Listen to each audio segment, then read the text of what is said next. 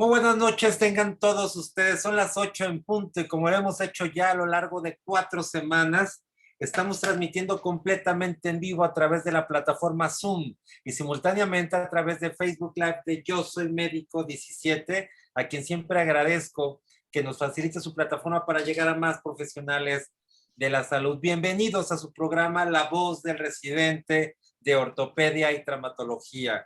Hoy para mí es un día especial, además, por dos situaciones. Una, porque tenemos hoy a un invitado especial como mentor, que es el doctor Luis Pérez, a una persona que especialmente aprecio y agradezco a la vida que nos haya puesto en el mismo camino por alguna extraña circunstancia, pero un gran ser humano del cual he aprendido mucho, aunque él no se dé cuenta, y que, bueno, en un momento más lo van a presentar. También porque el día de hoy cederé la estafeta de la conducción de este programa a Tony Velázquez, a Antonio Velázquez. Él a partir de hoy nos ayudará a conducir este programa de La Voz del Residente en Ortopedia y Traumatología. Y sin más preámbulo y para dar continuidad y irnos en orden, le cedo la palabra y la estafeta Antonio Vázquez. Adelante, Antonio, muy buenas noches. Ahora, muchísimas gracias por la presentación. Un saludo a todos ustedes. Estaré como moderador de a partir de ahora y bueno, para mí es un placer Y como ya es costumbre, a las 8:01 exactamente estamos empezando. Bienvenidos a todos a su programa La Voz del Residente en Ortopedia y Traumatología. Siempre puntuales, así que conéctense rápido, inviten a sus amigos a conectarse rápido para que no se pierdan de ningún detalle. Señoras y señores, les recuerdo rápidamente que todo esto será grabado y se subirá a YouTube. Suscríbanse al canal de La Voz del Residente en Ortopedia y Traumatología para que todos los jueves puedan tener su contenido, y si se perdieron de algo que se dijo y quieren volverlo a apuntar, en YouTube lo pueden encontrar. Ahora bien, un mensaje para todos los jefes de residentes. Si requieren una de las pláticas de Medical Legal Center para capacitar o para adiestramiento en temas médico-legales, no duden en contactarnos y solicitar sin ningún costo al correo atención.mlc@gmail.com. Atención sin acento, .mlc@gmail.com. Y con mucho gusto les damos esta plática sin costo en momento de pandemia. Como bien saben, el objetivo de este programa es que todos los médicos residentes de ortopedia y traumatología de toda Latinoamérica, porque ojo, es de toda Latinoamérica, puedan compartir experiencias médicas desde su sede. Esto para que a la hora de compartir podamos aprender de otros y así sumemos más experiencia y más conocimiento. Para generar comunidad, vamos a dejar en el chat el link de Facebook, de Instagram y de Telegram. Telegram, señores y señores, para que ahí puedan pasar toda la información en cualquier tiempo. Y el Facebook y el Instagram se los puedo ir adelantando. Nos encuentran como La Voz del Residente. Como quiera, les dejamos el link en el chat para que sea más fácil acceder a ellas. Les recuerdo rápidamente la dinámica si son nuevos en este webinario. El médico residente invitado tendrá 30 minutos para exponer el caso que se haya elegido. Al término de la cual pasaremos a los mentores. Hoy tenemos dos. Ahorita les voy a dar presentación para que den su punto de vista, para que complementen lo que la doctora Cecilia Méndez nos va a compartir. Van a tener un tiempo para complementar la información, decir su análisis, etcétera, y que puedan hacer sus preguntas. Ojo, señoras y señores, las preguntas y respuestas solo por el icono de preguntas y respuestas que viene en el Zoom. El chat es para saludarnos, para platicar, pero las preguntas se van a tomar solamente del icono. Señoras y señores, como lo mencioné, hay dos mentores, el doctor Leonardo López y el doctor Dario Garín, quien a continuación pasaremos con ellos, y tenemos un doctor invitado, Luis Pérez, desde Oaxaca. Es un gusto que estés con nosotros. Ahora bien, sin más preámbulo, para mí es un gusto, un privilegio presentar a la doctora uruguaya Cecilia Méndez de León, egresada de la Universidad de la República y se desenvuelve actualmente en el Instituto Nacional de Ortopedia y Traumatología, en el Centro Hospitalario Pereira Rosell y en el Hospital Pediátrico Montevideo, Uruguay. Hoy nos hablará sobre el tema lesiones de Monteggia en el codo pediátrico. Doctora Cecilia Méndez, la dejo con el mejor público, que son los médicos residentes en ortopedia y traumatología. Los micrófonos son suyos, doctora. Adelante. Bueno, buenas noches a todos. Mientras voy poniendo la presentación. Ahí está. Bien, bueno, como ya me presentaron, mi nombre es Cecilia Méndez. Yo soy residente de cuarto año, en realidad finalicé hace un mes, así que estoy en la recta final para recibirme. Vamos a hablar hoy sobre lo que es la lesión de Monteggia en el codo pediátrico, pero antes que nada quería introducirles en breves palabras. Como les dije, soy de Montevideo, Uruguay, este país chiquitito de Sudamérica, pero con un corazón muy grande, como decimos nosotros. Y bueno, como mencionaban recién, la carrera de ortopedia y traumatología en Uruguay dura 4 años. Nosotros podemos hacerlo por 2 vías, lo que sería la vía pública, que es de la Universidad de la República, o la vía privada. Yo por eso voy a hablar sobre lo que es la universidad pública. Son 4 años esta carrera aquí en Uruguay, donde cursamos por 2 centros principalmente. El que está aquí arriba es el Instituto Nacional de Ortopedia y Traumatología, donde el profesor es el doctor Luis Francescoli.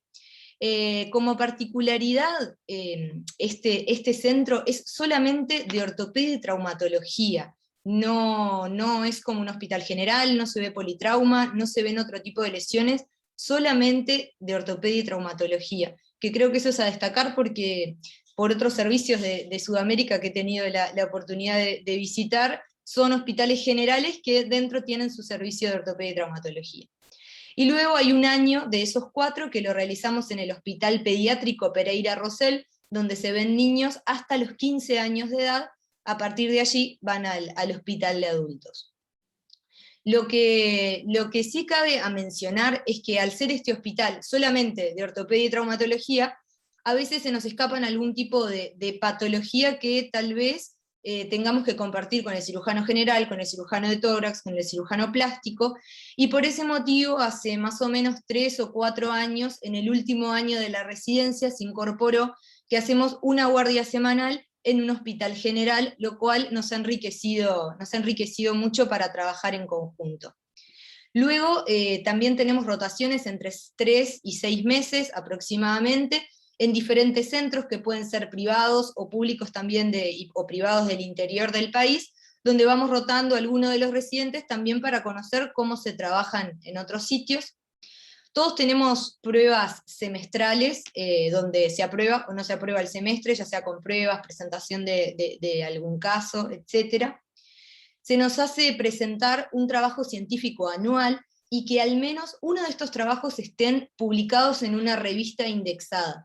Eso es como obligatorio para poder recibirnos de traumatólogo, lo cual hace que todos los traumatólogos recibidos en Uruguay al menos tengamos un trabajo científico publicado, lo cual me parece también muy rico porque nos obliga también a ir más allá de digamos, lo práctico y de la práctica médica, como también son estas charlas que nos enriquecen un montón. Y obviamente después de que tenemos todos estos requisitos, tenemos una prueba final que es bastante difícil, digamos, pero siempre se hace con gusto, y yo estaría en esta etapa por dar casi que la prueba final. Así que vamos a adentrarnos rápidamente en lo que es la lesión de Montella en el codo pediátrico, que obviamente no la elegí por casualidad. Este tema lo preparamos en conjunto con el doctor Mateo Pamparato, que él es residente de segundo año, bajo la tutela de la profesora María Elena Pérez, que es la profesora de la cátedra de niños. Si yo les muestro esta foto, creo que todos saben quiénes son, ¿no? Digo, nos han representado en todo el mundo y nos han dado muchas alegrías. Acá tenemos a Cavani y a nuestro gran querido Suárez. Pero ¿por qué traigo esta foto? Porque cuando nos hablamos de la lesión de Montella, nosotros se nos llena el pecho de orgullo también. Esta lesión fue descrita inicialmente por Giovanni Battista en 1814, donde la describió principalmente para adultos, con lo que sería una fractura del tercio proximal del cúbito asociado a una luxación anterior de la cabeza del radio. Luego, el profesor José Luis Vado, que fue el padre de la traumatología en Uruguay, que no tiene tantos años la traumatología aquí en nuestro país, publicó en su monografía lo que hoy en día conocemos como la clasificación de Montella por Vado, que hoy vamos a ver un poquito más en detalle. En cuanto a la epidemiología de estas lesiones, vamos a ver que es una lesión relativamente poco frecuente, que va a tener un pico de incidencia entre los 4 y 10 años en los niños. Vamos a ver que hay un segundo pico, que es en adultos, que en esta charla no vamos a describir, y que muchas veces pasan desapercibidas. Se ha descrito hasta un 20% a 30% que pasan desapercibidas, siendo después lesiones de Montella inveteradas. En cuanto a la presentación clínica, cabe destacar que siempre hay que hacer una valoración general del paciente. A veces nosotros nos vamos como que directo a la parte traumatológica, pero va a ser un niño que va a venir con un síndrome traumático de codo, pero que puede haberse caído de una bicicleta, haber tenido un accidente de tránsito, y que siempre primero hay que hacer un ABCD y descartar lesiones que puedan comprometer la vida. Es un codo o un antebrazo más bien, que se va a presentar con dolor, edema, y una impotencia funcional, bien de lo que es el síndrome traumático, y muchas veces se puede presentar de una lesión neurológica. La más frecuente, que tampoco es tan frecuente, es del nervio interóseo posterior, y ya vamos a ver por qué y cómo detectarla. En cuanto a la clasificación, como dijimos recién, Vado clasificó estas lesiones en cuatro diferentes tipos. lo que sería la lesión de Montella tipo 1, que es la clásica, con una fractura de lo que sería el tercio proximal de la diáfisis del cúbito, asociado a una luxación anterior de la cabeza del radio. Una fractura o lesión de Montella, más bien, tipo 2, donde tenemos una fractura del tercio proximal de la diáfisis cubital con una luxación posterior de la cabeza del radio. Luego tenemos las lesiones de Montella tipo 3, que son lesiones que la fractura no es tanto a nivel diafisario, sino que es más bien metafisario, asociado a una luxación lateral o a veces anterolateral de lo que es la cabeza del radio, y las lesiones de Montella tipo 4, que es una asociación de fractura de cúbito y radio, más la luxación de la cabeza del radio. Las lesiones de Montella tipo 1 vamos a ver que son las más frecuentes en niños, siguiéndole en porcentaje lo que son las lesiones de Montella tipo 3, y las que vamos a ver siempre en adultos en general son las lesiones tipo 2. Estos son lo que se llaman las lesiones de Montella verdaderas, después vamos a ver que hay símil Montella también. Y acá traemos algunas fotos para poder verlo radiológicamente. Una lesión de Montella tipo 1 con la luxación anterior, una lesión de Montella tipo 2 con lo que es la luxación posterior, una lesión de Montella tipo 3 con la luxación lateral, y una lesión de Montella. A ver que no me pasa.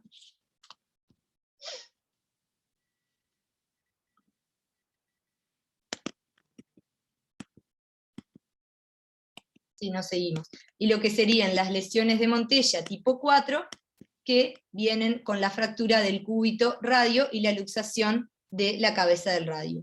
Nosotros siempre como mnemotecnia, para acordarnos al inicio cuando nos estamos aprendiendo todas las clasificaciones, utilizamos lo que sería la palanca de cambios para acordarnos que las lesiones de Montella tipo 1, la cabeza de radio se luxase anterior, en primera, posterior, segunda, a tercera, anterolateral, y en la cuarta que están fracturados tanto el cúbito o radio. Siempre recordar que debemos hacer un correcto examen físico antes de tocar casi que al niño. Nosotros siempre decimos mirar mucho, tocar poco y mover nada inicialmente. Siempre valorar que no hayan lesiones en piel y partes blandas, ya que se pueden producir fracturas expuestas, y ahí deberíamos actuar en consecuencia, ya que el tratamiento tal vez pueda ser diferente que al de una fractura cerrada. Y siempre descartar lo que son las lesiones neurovasculares.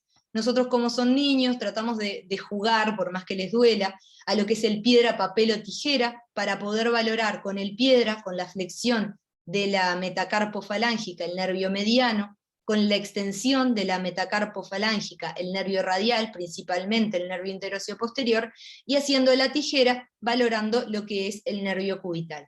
Importantísimo valorarlo y constatarlo antes de hacerle cualquier maniobra al paciente, porque puede tenerlo de antes, y si no, parecer que en realidad esa lesión se la generamos nosotros. En cuanto a la imagenología, esto lo sabemos todos, para valorar una estructura anatómica, siempre debemos tener al menos 2 proyecciones ortogonales entre sí, para por lo menos generar esa tridimensionalidad. Siempre tener un buen frente, un buen perfil de codo, y si nos quedan dudas que tenga alguna lesión asociada en lo que es el radio proximal, podemos realizar también lo que es el enfoque de Grispan, que es una oblicua, la cual me despliega la cabeza del radio y la podemos ver mejor en su totalidad. Igualmente tenemos que destacar que si un paciente me viene con un síndrome fracturario de antebrazo o de codo, nosotros tenemos que ver ese segmento en su totalidad. Por eso, esta sería la radiografía más correcta, realizar un frente y un perfil de antebrazo estricto, donde nos permita ver los 2 huesos en su totalidad y además poder valorar tanto su articulación proximal como distal. Traje esta diapositiva porque me parece interesante y necesario también sistematizarnos. Y por más que estemos en una lesión de Montella, y nos vamos a eso, nosotros antes de diagnosticarla también tenemos que valorar diferentes cosas en una radiografía de un codo pediátrico. Silverstein y colaboradores describen diferentes líneas normales que podemos encontrar en un codo.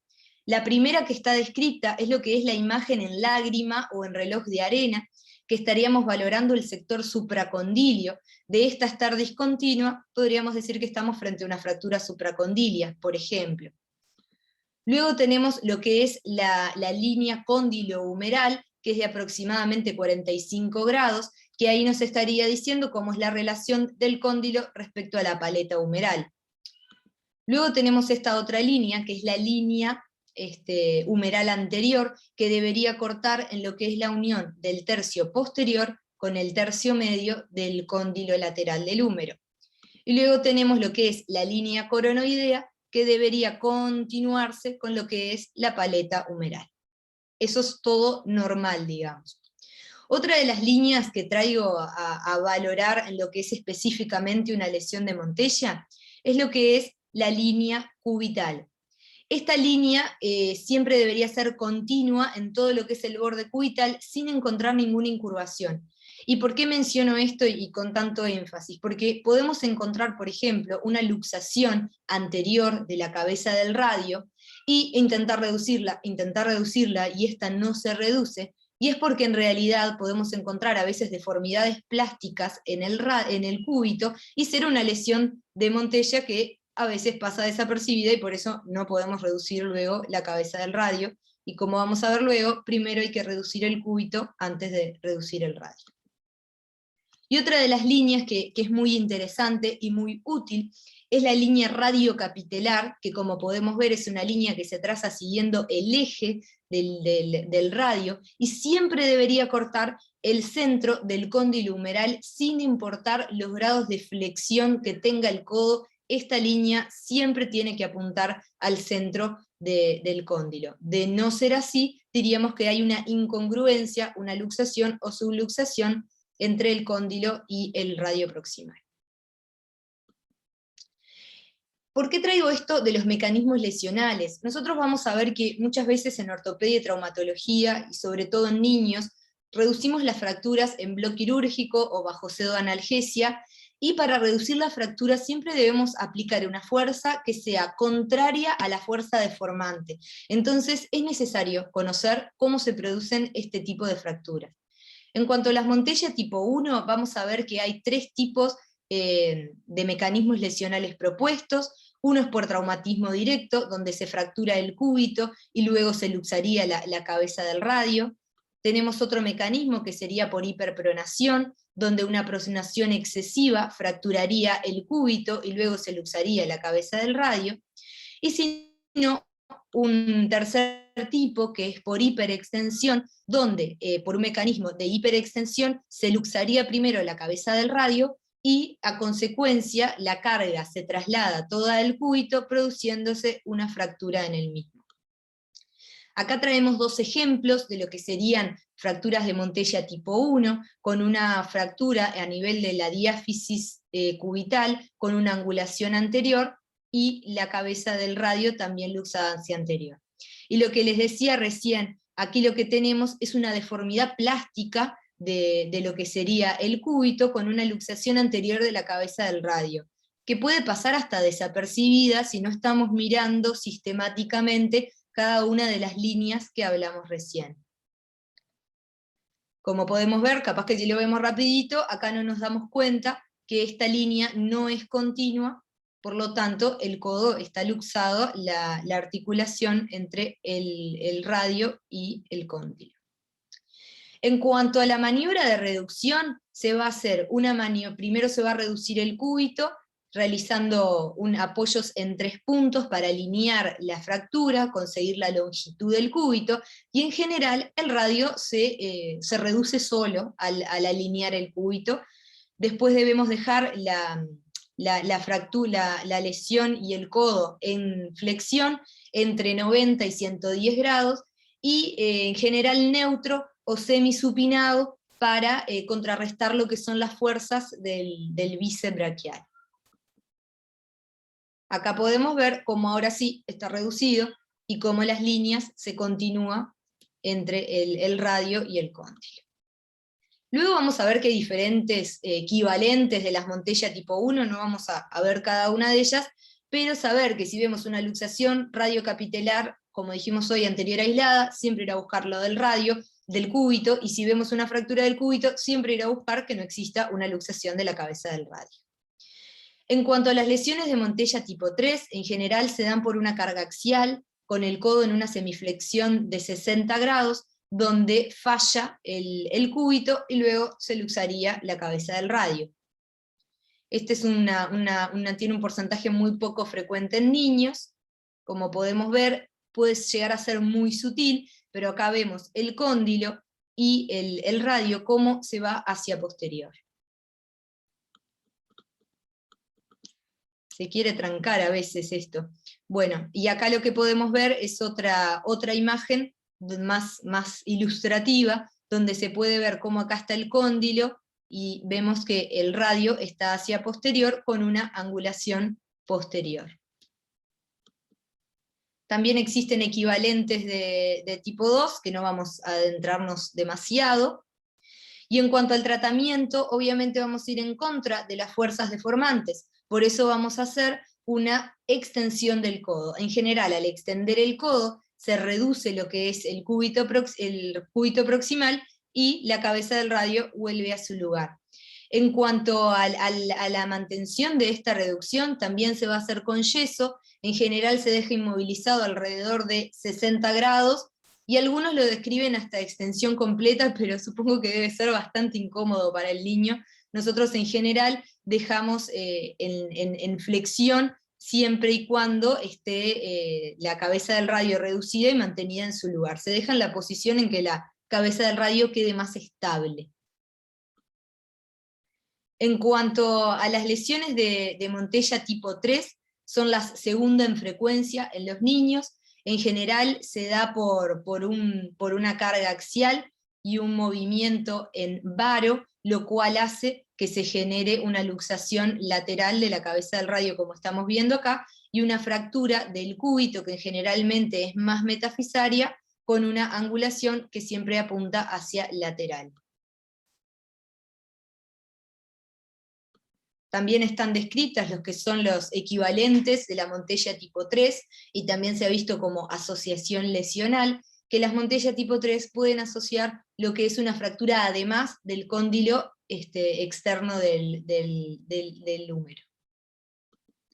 En cuanto a la maniobra de reducción, lo mismo, siempre hacer lo contrario a la fuerza deformante. Por lo tanto, vamos a realizar una extensión del codo y una maniobra en valgo, para poder reducir el cúbito y así que la cabeza del radio vuelva a su lugar. Debemos mencionar que este tipo de lesiones, las Montella tipo 3, son las que se han asociado más frecuentemente con irreductibilidad de lo que es la cabeza del radio. Y si no la podemos reducir, no la vamos a dejar afuera, obviamente. Entonces vamos a tener que reducirlo de forma abierta. Para eso podemos hacer un abordaje lateral del codo. Un abordaje puede ser tipo Kocher, con el espacio internervioso entre el anconio y cubital posterior.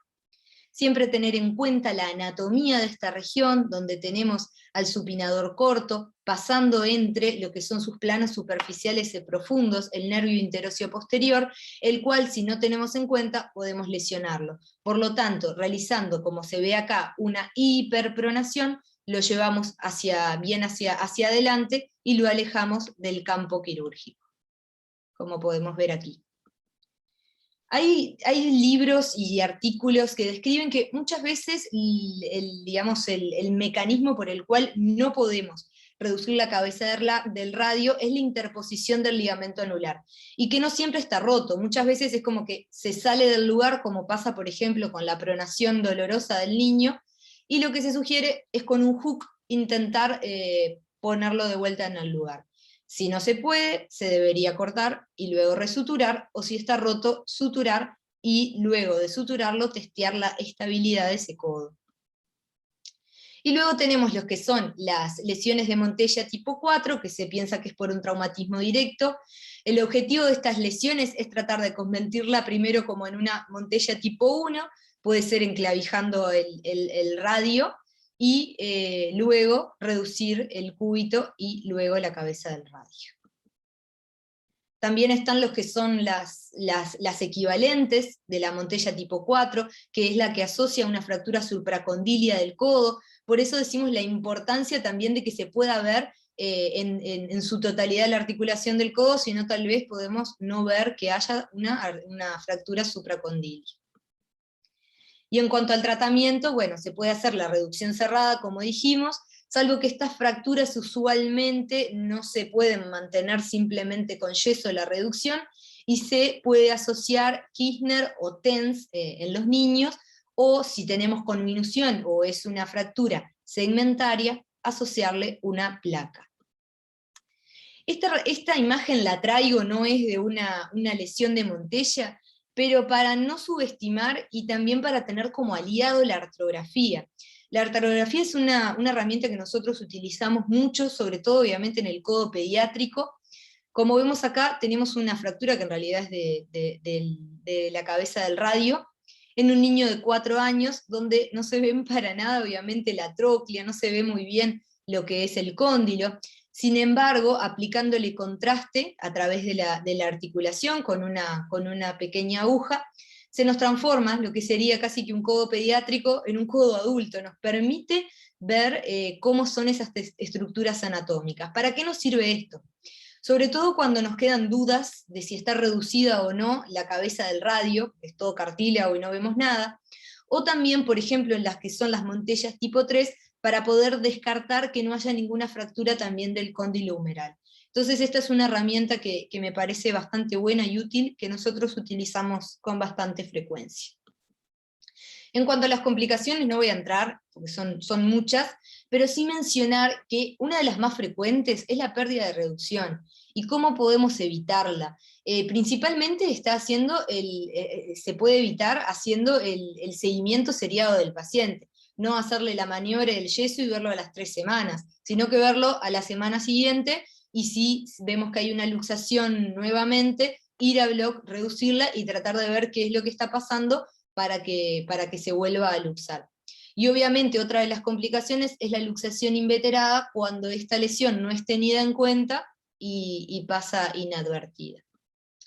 Y bueno, para ir finalizando, quería dejar como algunos bullets de cosas para llevar a casa. Principalmente que los niños no son adultos pequeños, entonces por más que esta lesión está descrita en adultos, el niño se produce con una frecuencia diferente, de forma diferente, y se trata de forma diferente. Entonces es algo que siempre tenemos que tener en cuenta. Luego, que siempre que tenga una fractura de antebrazo, sobre todo del cúbito, ir a valorar el codo, para descartar lesiones asociadas o una lesión de Montella, como es este caso. Lo mismo si tengo una lesión de la cabeza del radio, siempre tengo que ir a buscar que no haya una deformidad plástica del cúbito, la cual sea obviamente una lesión de Montella y después me evite un buen puerto con este paciente.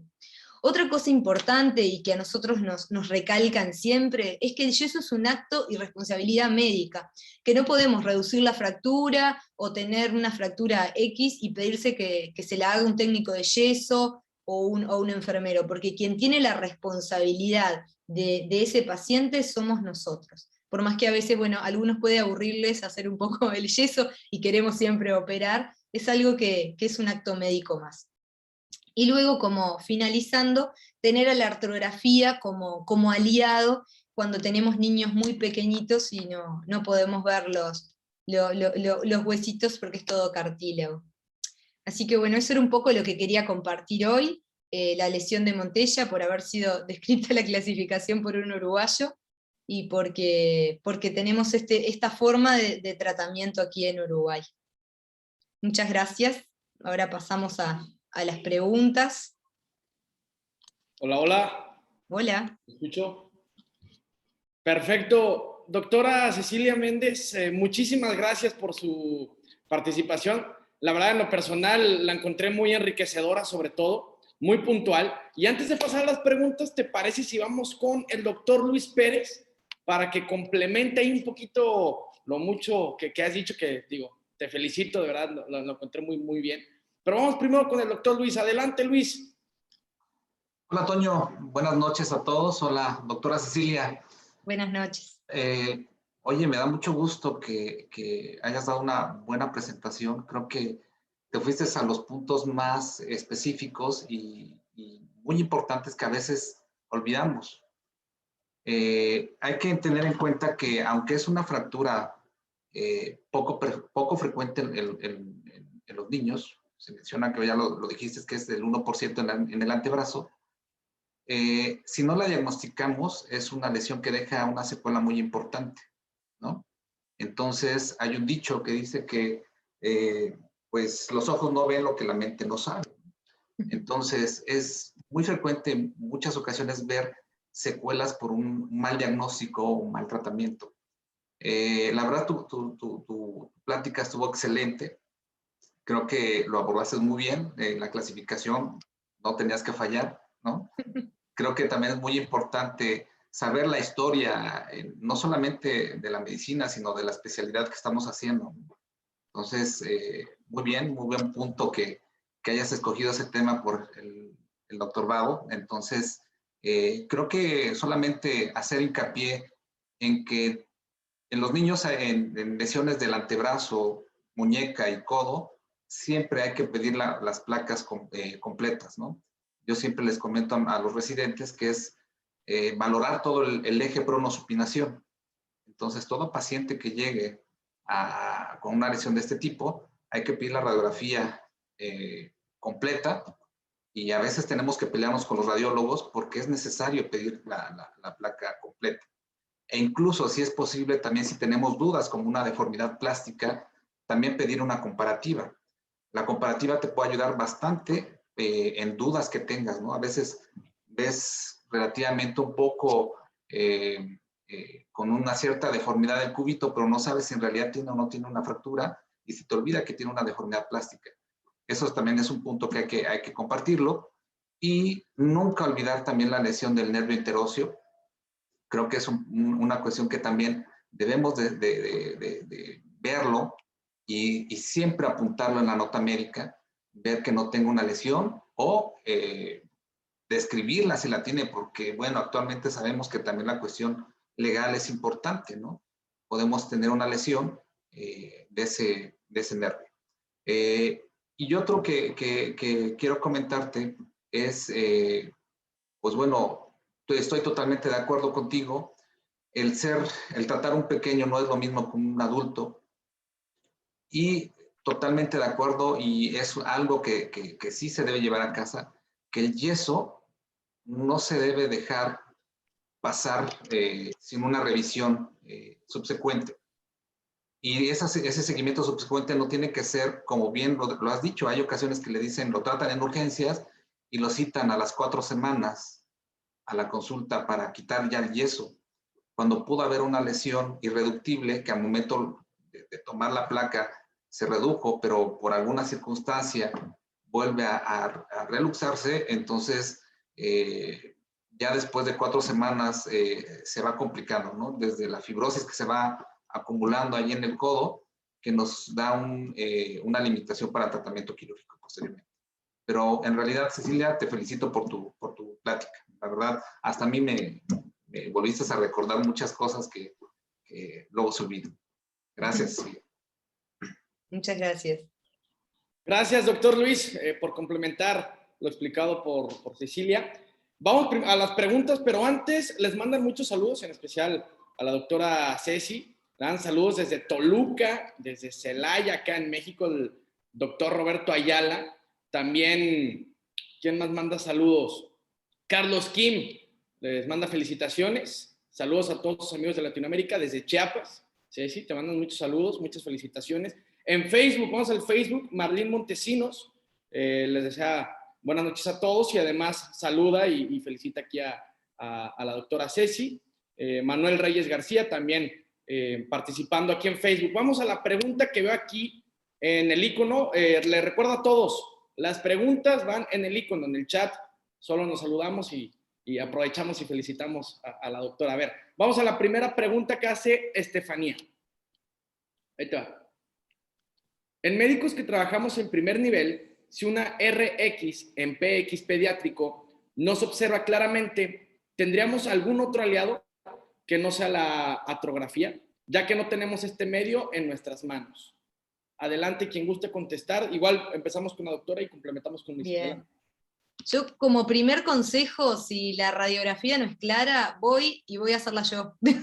¿tá? Porque muchas veces pasa que el radiólogo es un niño, está llorando, y bueno, quiere hacer las cosas rápido, voy y le hago yo. ¿tá? Y ahí le digo, quiero sacar de acá, estoy ahí, y ahí seguramente sea un poco más claro, porque si no, no me voy a ir de ahí hasta que la placa no sea correcta. Eso para empezar.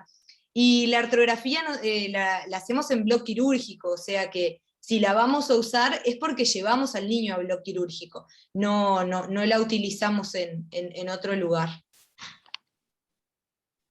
Perfecto. Luis, ¿algo que quieras complementar?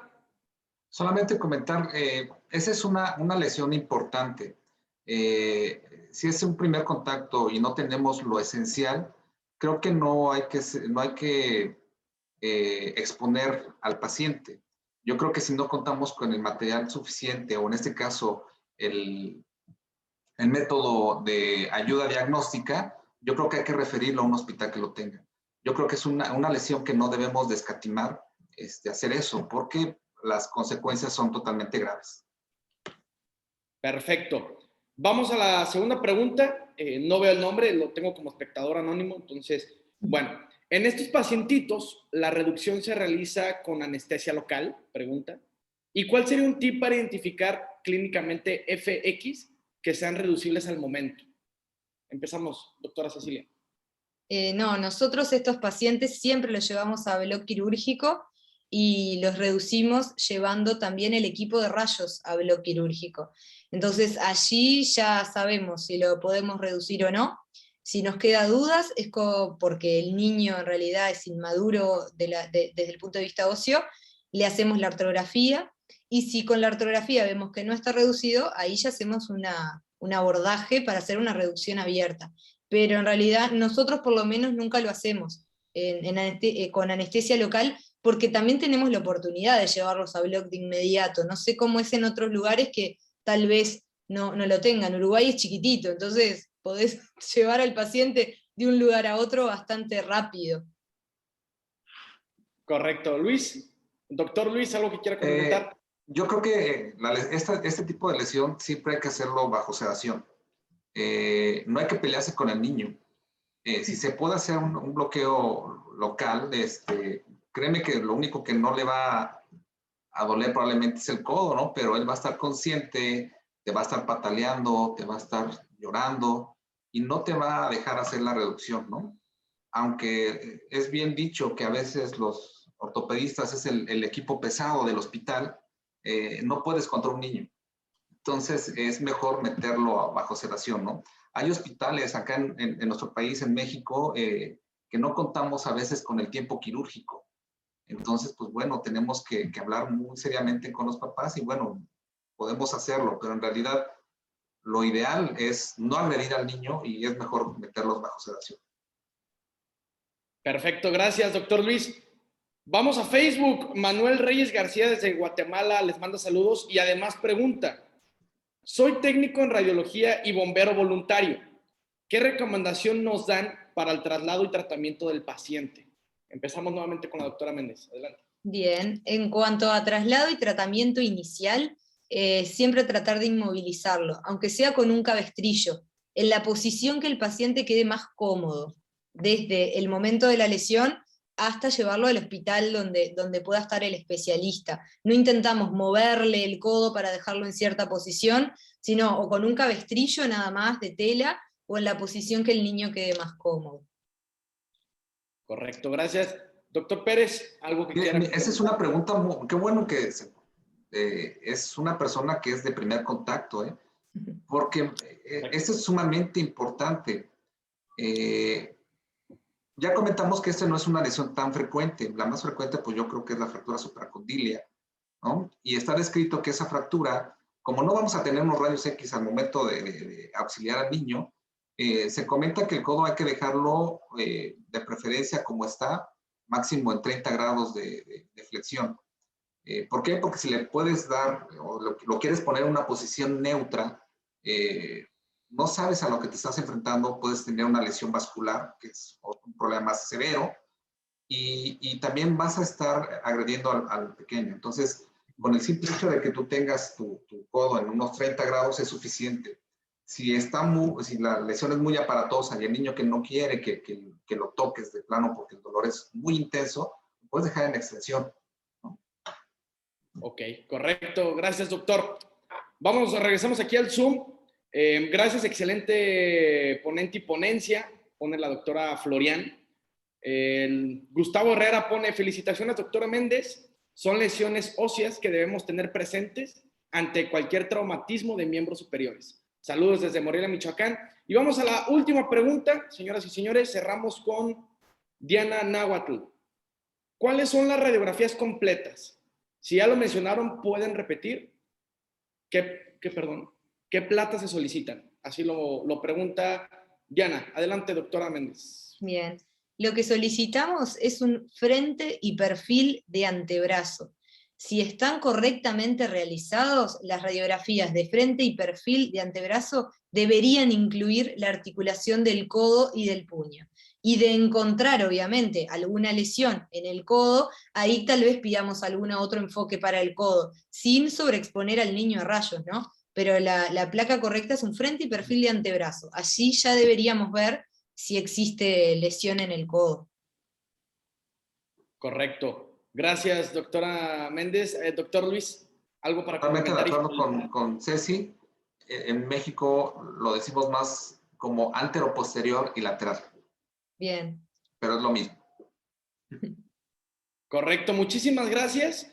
Pues ahora sí vamos a concluir este gran webinario. Gracias a todos por acompañarnos. No sin antes recordarle que todo esto se va a subir a YouTube. Cualquier cosa que se les haya pasado, apuntar o que quieran compartir, ahí estará en YouTube. Lo subimos en las próximas horas. Ahora, un mensaje para los jefes de residentes. Si requieren una plática de Medical Legal Center para capacitar o para adiestramiento en temas médicos legales, no dude en contactarnos y solicitarnos sin ningún costo al correo atención.mlc@gmail.com. Atención sin acento .mlc@gmail.com, y con mucho gusto damos esa plática sin costo en este momento de pandemia. Recuerden, ahí les dejé el Facebook, el Instagram y el Telegram. Síganos y sumémonos en esta gran comunidad de médicos que estamos haciendo, y gracias a ustedes por compartir. Sigamos compartiendo sus experiencias porque creo que es la mejor manera de aprender y aplicarlo en su momento en nuestra sede. Muchas gracias a todos, que pasen buena noche. Nos seguimos escuchando el próximo jueves. Saludos.